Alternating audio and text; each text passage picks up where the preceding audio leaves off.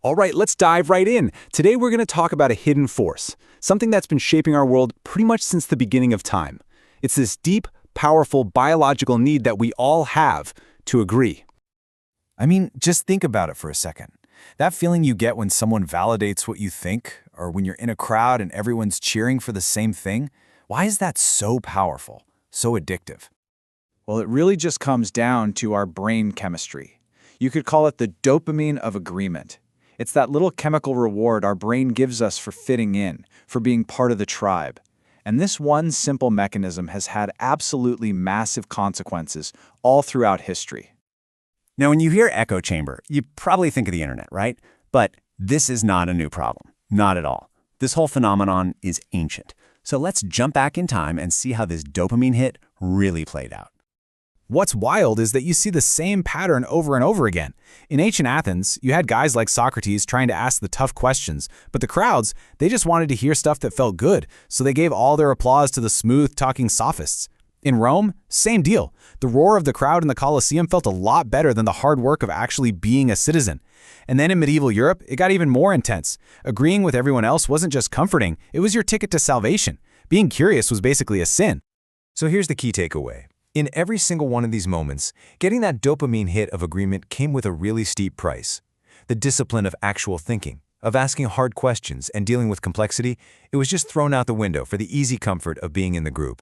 And this ancient impulse, it never went away. In fact, it got an upgrade. It was industrialized. With things like mass media and huge new ideologies, our little need for agreement was suddenly weaponized and scaled up like never before. Take the French Revolution. It started with these incredible ideals, reason, liberty, but it quickly spiraled into mobs just screaming for ideological purity. Chanting liberté together while the guillotine was literally falling became the ultimate proof that you were on the right side.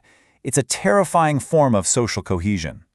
And then, in the 20th century, wow, entire nations were just swept away by propaganda.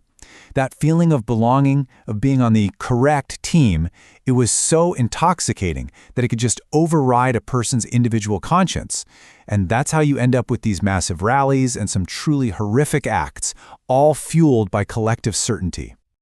And of course, the world of commerce caught on really fast. Advertisers figured out, hey, we're not just selling a product, we're selling belonging.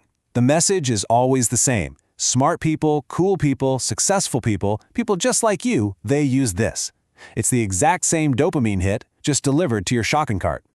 Which of course brings us to today, because we've now created the most perfect, personalized, and addictive system for delivering the dopamine of agreement that has ever existed, the algorithm. So here's how it works, and it's almost surgically precise. You post an opinion. The algorithm's job is to immediately find other people who already agree with you and push it right in front of them. You get a flood of likes and shares, and you feel that little chemical buzz. Your brain learns, okay, conformity gets me a reward.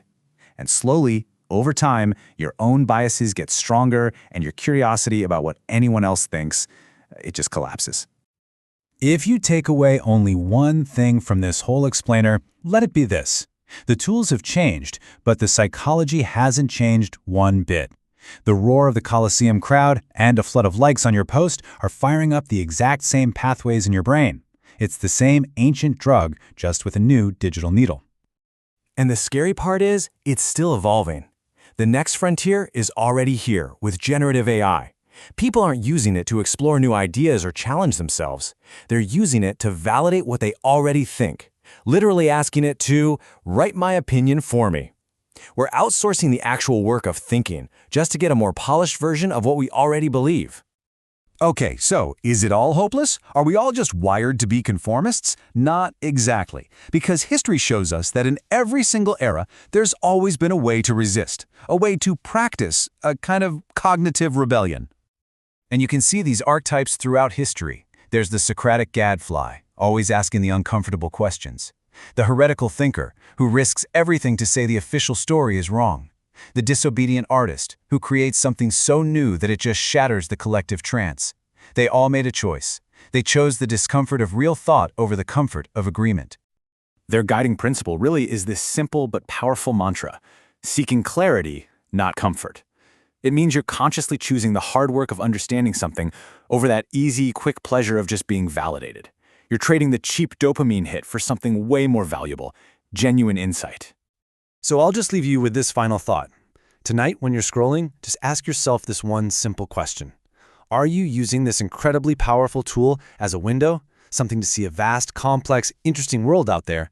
Or have you let it become a mirror, just reflecting your own face and your own thoughts back at you over and over and over again?